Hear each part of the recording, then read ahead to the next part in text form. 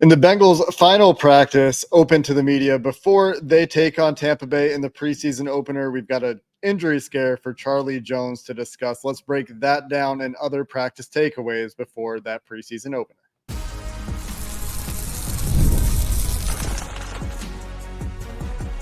You are Locked On Bengals, your daily Cincinnati Bengals podcast.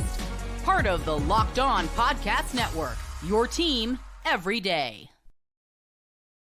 What up, Bengals fans, and welcome to another episode of the Locked On Bengals podcast. I'm your host, Jake Lisco. He's your host, James Rapine. We're on the Locked On Podcast Network here on Locked On Bengals, covering your team every day on YouTube and everywhere you get your podcast. Shout out to the everydayer. Shout out to all of you who make us your first listen every day. Appreciate the regulars. And if you're new to the show, looking to stay up to date on all things Bengals this season with a preseason premiere right around the corner, this is the time to subscribe wherever you get your podcast or on YouTube. Today, we're going to get into the Bengals' final practice of the preseason game part of training camp. They went inside to Paycor Stadium today, practicing on the new field inside for the first time. They had a walkthrough, Zach Taylor said yesterday, but today, the first time they went through a full team practice on the field. And we've got to talk about what happened with Charlie Jones. Today's episode is sponsored by LinkedIn Jobs. You can post your job for free at linkedin.com/lockedonnfl. Terms and conditions apply. And the most notable moment of practice today, James, an injury scare with Charlie Jones having to be carted off after trainers attended to his right leg after he went down in 7-on-7. Yeah, it's huge news, obviously. You're talking about starting punt returner, probably starting kickoff returner, and one of three guys that it still appears to be in the mix from a wide receiver 3 slot standpoint. And he's had a great camp. And I think that's why I would say one of three, is because to me, Trent Irwin has all the trust in the world. We know what Andre Joseph has brought.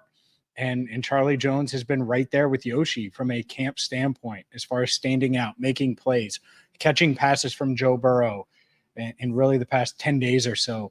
I think he's come on really strong. So hopefully it's nothing serious. It looked really serious as he was carted off the field. Here's what we do know at this point, and it's Thursday, late afternoon, early evening, 5:11 p.m. Eastern as we record at this moment, is Charlie underwent an MRI. He was walking through the locker room. I chatted with him for a few minutes. He didn't know one way or another. Andre Joseph appears to think that it's minor. I hope Yoshi is just the fortune teller that the Bengals need, and that's the case, because it really, to me, Jake, it sucked the life out of the offense a bit in this practice, and this would have been a defensive win. I would say the defense wins today, and it was probably closer to even before Charlie Jones went down, and then practice kind of turned then. But yeah, hopefully Charlie's okay, and hopefully this is minor, because it did not appear to be minor in the moment. Yeah, the biggest thing is that we hope that he comes out of it all right. And one of the questions that emerges out of the wake of the injury is who's going to return punts for the Cincinnati Bengals in preseason game number 1, and that could carry into the regular season depending on what the injury is for Charlie Jones. As James said, we do not know the severity of the injury. There was some optimism. Spirits were relatively high in the locker room after practice in terms of Charlie Jones' presence and those who were talking to Charlie Jones. And obviously you yourself talked to him as well, James. But at this point, we do not know the severity of the injury. The questions it opens up are really who can step into that role, where yes, Charlie Jones has been having a really good training camp, and I agree that he's probably, before today, was certainly in line for some part of that wide receiver 3 role to some degree. I think he would be sharing it to a large portion with Trenton Irwin, with Andre Joseph. I think those guys seem to be ahead in terms of who they're practicing with and where they're practicing. But that being said, he has made plays in, I think, most of the practices that I've witnessed down here. And it's too bad to see him go down, and hopefully he can get back out there and continue to compete with those guys and be part of this really deep wide receiver room which will include Kendrick Pryor. We're going to talk about him today as well. But Charlie Jones was clearly a part of that and a piece that this team was very bullish on for a year two jump. Yeah. To me, long-term wise, he could be that long-term slot. And I know Yoshi's probably the leader right now. I think Trenton, for this early part of the year especially, has a leg up on everyone because he's been there, done that with Joe Burrow. But there are limitations with his game that I'm not sure Charlie would necessarily have or Andre would necessarily have the longer they play in the league, the more experience they get. And it's valuable snaps, man. I mean, he's probably not, I would be shocked if he played on Saturday. And so he's going to miss out on valuable snaps. Hopefully that's what we're talking about, though, is a week-to-week type thing, nothing more than that. By the way, McKinley Jackson, just before this gets buried when we get into practice, McKinley Jackson is week-to-week officially with Zach Taylor. I saw him in the locker room again today. Was on crutches, had the brace on his right knee. So we will see there. But it's just the injuries always happen every camp. And today, first practice on the new turf. And it's just – bad luck, whatever you want to call it. I will say DJ Turner did praise the new turf, said it felt new, said it felt nice. And you could definitely tell that it was new. He was excited to play on it, and he played pretty well on it too. So I'm not trying to say one thing or another there because clearly a speedster in DJ Turner, who's also going into a second year, looking to make a second-year leap, like that turf. It looks really good. It looks good. Yeah, it looks vibrant. The colors are popping. It looks fresh. And we'll see how it plays, of course, this weekend. Going to be interesting to see how they react to the Charlie Jones injury this weekend. Like you said, James, it would be pretty dang shocking if Jones is playing on Saturday. But prior to the injury, I thought he was in line to play a ton. And those snaps now open up for guys like Kendrick Pryor, Shedrick Jackson, Kwame Lassiter, and on down the depth chart for these wide receivers. I think Charlie was going to play a couple quarters potentially in this game. There was the opportunity for him to play with the twos quite a bit, I think, in this game. And it's really unfortunate that he won't get that opportunity to get those reps out there because, as Zach Taylor said up on this podium today when he was talking to the media, you earn playing time in preseason games based on how you're playing in training camp practices, but you earn more opportunities in training camp practices than based on how you play in preseason games. So for guys that maybe are a little bit behind, if they play really well in a real game situation, you're going to see them get more opportunities in camp to earn more opportunities in games and see if that snowball can start to roll downhill as those opportunities continue to increase. So really tough break there for Charlie Jones. It does crack the door open for some of these other guys on the depth chart at wide receiver. We can talk about Kendrick Pryor among them, who's made some plays in the last couple of days, perhaps earning more of an opportunity for himself as we get to some other notes from today's training camp practice coming up next. Passion, drive, and patience. The formula for winning championships is also what keeps your ride or die alive. eBay Motors has everything you need to maintain your vehicle and level it up to peak performance, from superchargers, roof racks, exhaust kits, LED headlights, and more. Whether you're into speed, power, or style, eBay Motors has you covered. With over 122 million parts for your number one ride or die, you'll always find exactly what you're looking for. And with eBay Guaranteed Fit, your part is guaranteed to fit your ride every time or your money back. Because with eBay Motors, you're burning rubber, not cash. With all of the parts you need at the prices you want, it's easy to make your car the MVP and bring home huge wins. Keep your ride or die alive at ebaymotors.com. Eligible items only. Exclusions apply. eBay Guaranteed Fit only available to U.S. customers. More to talk about in this practice than Charlie Jones' injury. Let's start first with the veterans who continued to practice or made some strides in the level of participation they had in practice. One veteran that joined the others that returned on – what day is today? Thursday. On Wednesday was 97. Help me out here, James. Tick, tick, tick, tick. Jay Tufele. It's not helping. Jay Tufele was dressed today. He had his ankle taped, was largely working on individual work throughout the practice with a trainer or assistant, but he was back and dressed today. But in addition to him, some of the starters, Trey Hendrickson got his first 11-on-11 work since maybe the first practice of camp. He didn't do 11-on-11 work yesterday when the he first returned. one you've seen him do. The first one I've seen him do. On your last day of camp. Yeah, and he was really good. He was disruptive, as you would expect. Sheldon Rankins continued to be suited up and practicing. Trent Brown continued to be suited up, didn't participate in 11-on-11s again. He did do one-on-ones, though, which are pretty valuable. Trent Brown did do one-on-ones. So that is noteworthy just because he hadn't done them yet. And so there is more activity for sure for the veteran. Yeah, I think they're ramping him up. I would expect that next week it wouldn't be unreasonable to expect to see him with some team work, with some 11-on-11 work, especially when they get to those joint practices. But we'll see. They're going to bring him along slowly. Zach Taylor sat up here and said he didn't need to necessarily see Trent play in a preseason game to get an idea of the kind of player he is. But still, Amarius Mims working with the ones, no surprises there. Are there any other veteran injury notes that we need to hit today that I'm forgetting about? I don't think so.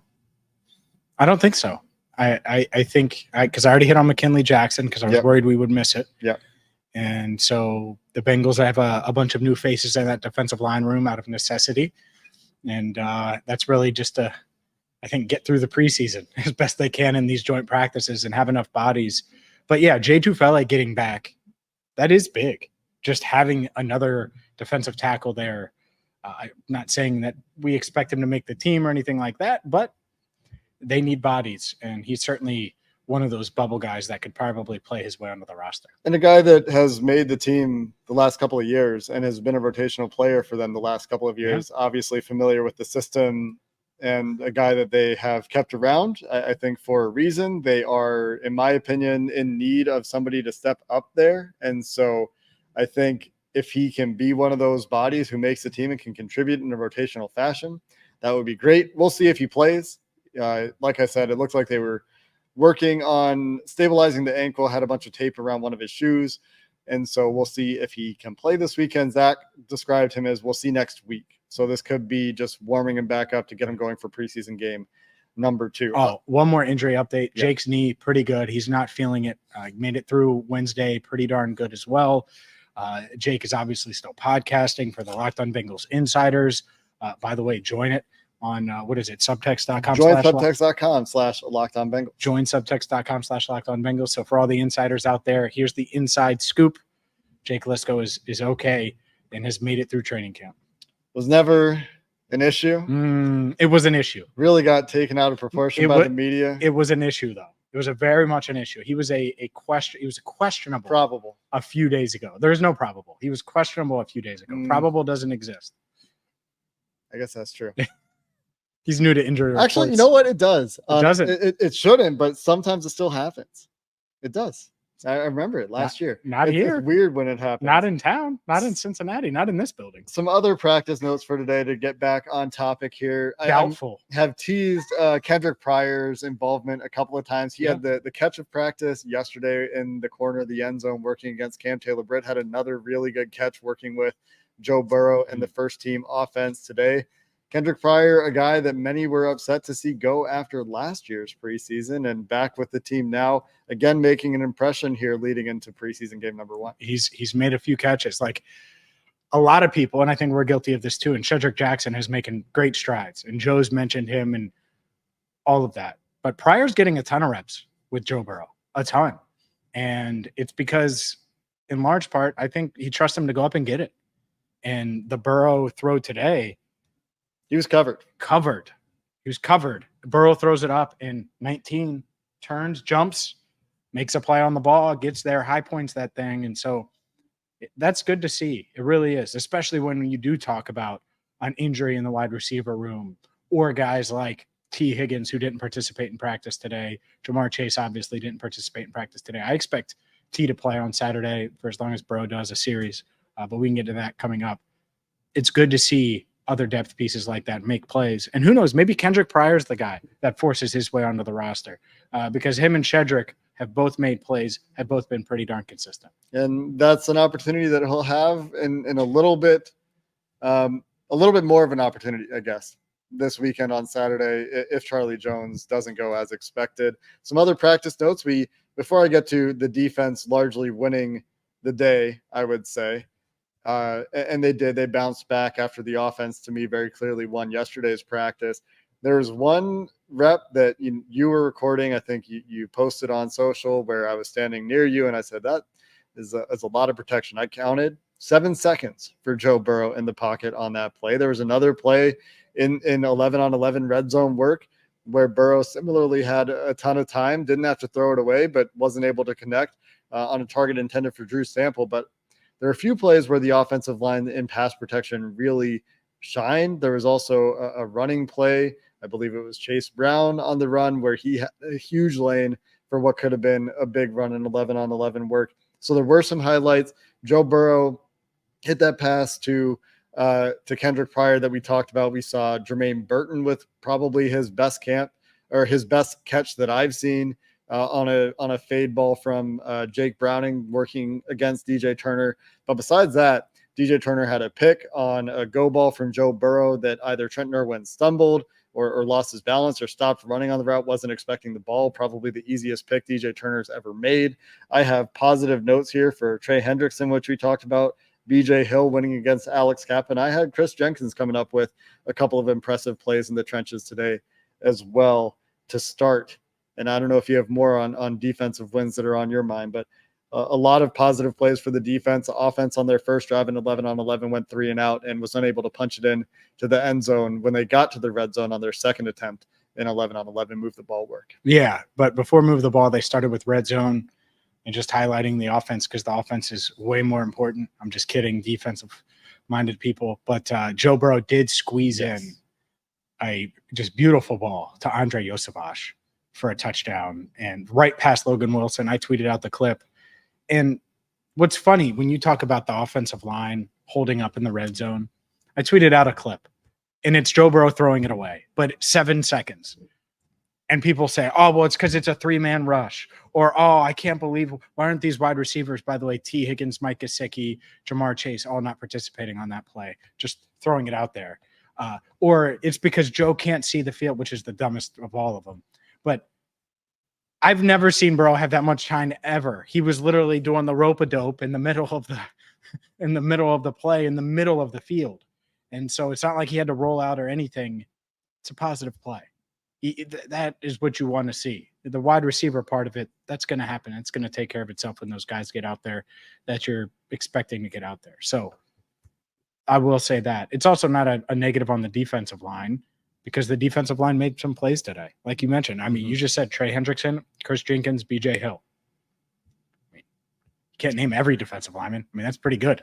And that's just what we saw, right? And BJ Hill has had a pretty remarkable stretch of practices over the week plus I've been here. I think he's been really good throughout. Joseph Osai has been really good throughout. Less opportunity for Osai today with Trey Hendrickson coming back and taking some of those snaps with the ones. But it was nice to see Trey back as well because he's still he taunted Burrow. Really good. He taunted Burrow. So he tips this ball in 11-on-11s. Tweeted out this clip. And he literally looks at Burrow and gives him a little, hey, see, I tipped that. There's a tip by me. And so that's good. It's good to have his intensity out there. Certainly, I assume we'll see him maybe out there Saturday. That's interesting. They're supposed to play the starters. I don't know. We'll see if Trey Hendrickson's out there. What do we expect on Saturday? We will get to those expectations. It's Bengals, it's Buccaneers. We'll discuss it coming up next. Today's show is brought to you by LinkedIn. When you're hiring for your small business, you want to find quality professionals that are right for the role, and that's why you have to check out LinkedIn Jobs. The Bengals used LinkedIn Jobs to get defensive tackles this week because they needed to add defensive tackle help, and that's exactly what they did. All right, I'm exaggerating a little, but if you're a small business, not an NFL football team, and you're looking for the right candidates, you're looking for the right professionals, you can find them with LinkedIn Jobs. Over 70% of LinkedIn users don't visit other leading job site. So if you're not looking on LinkedIn, you're looking in the wrong place. 86% of small businesses get a qualified candidate within 24 hours. Hire professionals like a professional on LinkedIn.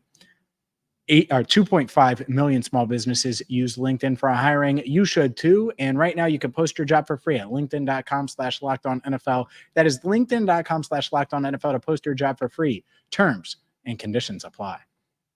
Today's episode of Locked On Bengals is also sponsored by BetterHelp. BetterHelp knows that sometimes you've got to make sure your non-negotiables are in fact non-negotiable. Whether it's leg day, whether it's therapy day, your schedule can be packed. Everyone is busy these days, whether it's kids' activities, work projects, whether it's projects at home. It's easy to let your priorities slip. And even when we know what makes us happy, it can be hard to make sure we're making time for it when other things just feel like you have to get them done. But when you feel like you have no time for yourself, non-negotiables like therapy are probably more important than ever. So if you're thinking of starting therapy for the first time, BetterHelp is a great place to start. It's entirely online, designed to be suited to your schedule, convenient and flexible. All you have to do to get started is fill out a brief questionnaire and you'll get matched with a licensed therapist. And if for whatever reason that therapist isn't the right fit, you can switch at any time for no additional charge. It's easy to never skip therapy day with BetterHelp. You can check it out at betterhelp.com/lockedon. Today you'll get 10% off your first month. That's BetterHelp, HELP.com/lockedon. We are right around 48 hours from the Bengals' first game of the 2024 season, the preseason opener, the game in which Zach Taylor sat up here and confirmed Joe Burrow will play. Didn't say exactly how long. I would anticipate a series, and I think that's reasonable to expect. I asked him a few different variations of around that, and basically he has a plan for the starters, not willing to reveal the plan, and the plan will not change based on the game. So let's say the starters go out there and they go 3 and out. Well, I don't think they're going to be like, all right, well, let's give him another series. So I expect Joe Burrow to play one series. I don't know if your expectations are any different. We haven't really had time to talk about this, but that's where I'm at. I think I agree that is the most likely scenario. It's also possible that Zach Taylor, this is like the outlier chance is possible that Zach Taylor's cut and dry plan of they're going to do exactly this is a number of plays. I don't think that that is the case. I think it is planned, like you said, for there to be about a series, and then we'll probably see a majority of the starters come out. Amarius Mims, however, may continue to play. Zach Taylor said that that wasn't decided, which either means it hasn't been decided yet or means that Amarius Mims is going to play beyond Joe Burrow's time in the game. It might just mean that Zach isn't ready to admit such a thing yet to the media. We'll find out, of course, in short order. But what are we watching for? Well, number one is how do the starters look? Zach Taylor wants to see things go well, obviously. When you put your starters on the field, and Tampa reportedly is not planning to play, quote, most of their starters, according to their coach, Todd Bowles, in his meeting with the media on Thursday. So wouldn't expect to see a ton of starter against starter competition in this game. So you really want to see the ones do well. You would like to see them go execute at a high level, get the experience out there together, getting through the pre-snap operation, all those things that the coaches want to see. So that's the first thing, obviously, is how do the starters do? Do they take care of business against what we're expecting to be Tampa's backups? And this is on both sides of the ball. The other question is who exactly is playing? And I think those questions exist for me much more on the defensive side of the ball than on the offensive side of the ball, where I think we have a better idea of who will play. But we might find out that certain guys have minor things that they're nursing. And so as a result, they don't participate in this game. The team is going to err on the side of caution.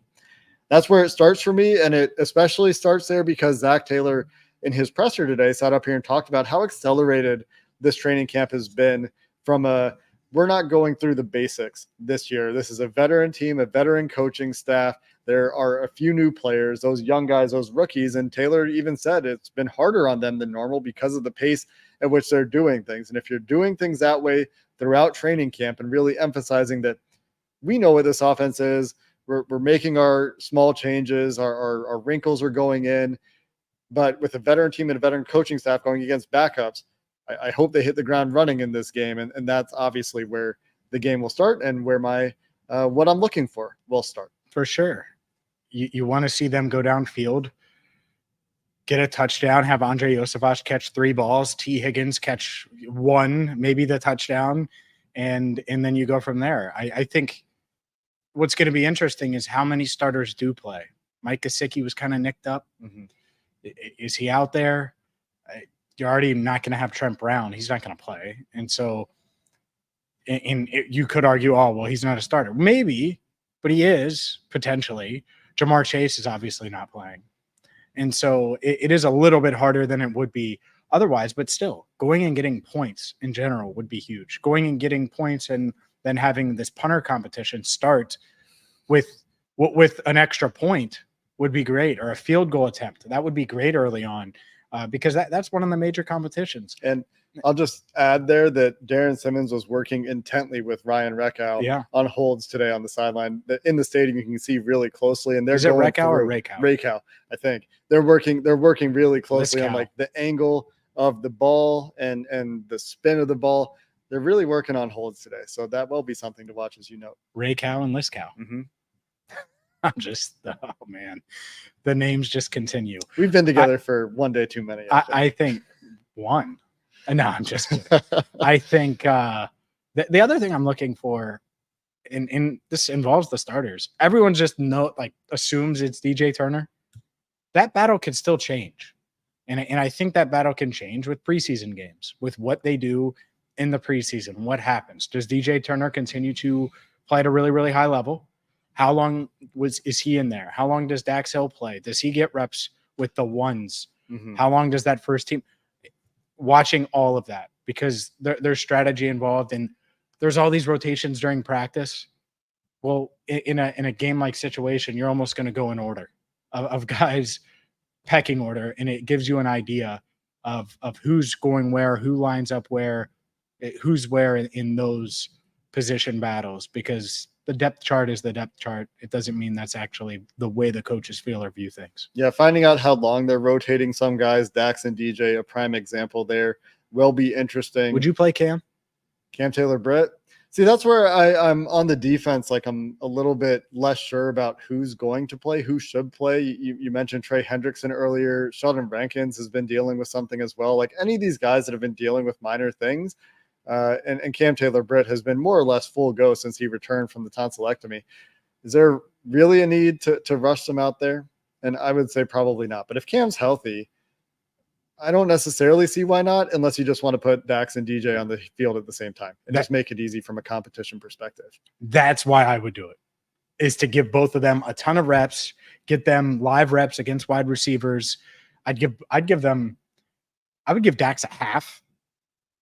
Literally, I would give him a whole half. And if you play Cam, and maybe it's just a series, so you're talking about one less series, but that obviously eats into potential Dax snaps there. It's just, you got to get him experience. Yeah. And at the same time, you don't want to play him the entire game, because he is, whether you like it or not, competing for the starting job. And the last thing you want is someone to get hurt when you have all these other back end corners that need snaps too. Josh Newton, Alan George, all these guys that are battling to make the roster. And even more than that, you want to get them competition before the Bucs go to their threes.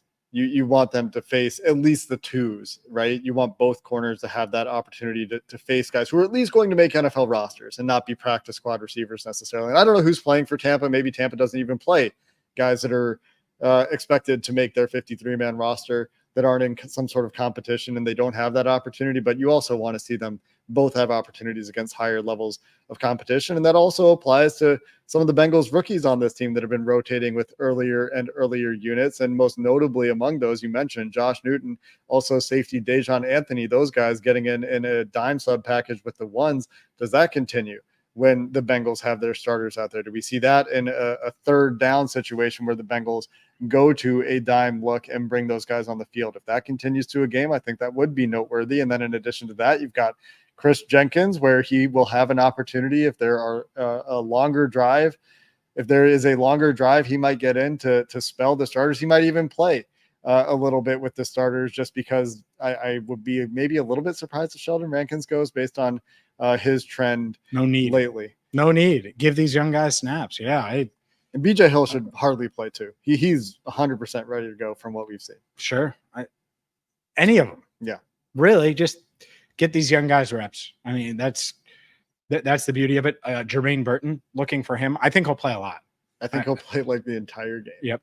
And they should play Burton a ton, and just not only get his feet wet, but get him used to life in the NFL. Because guys like Kendrick Pryor or Kwame Lassiter or even Shedrick Jackson, they've had snaps, they've caught touchdowns, they've done all of those things in preseason games.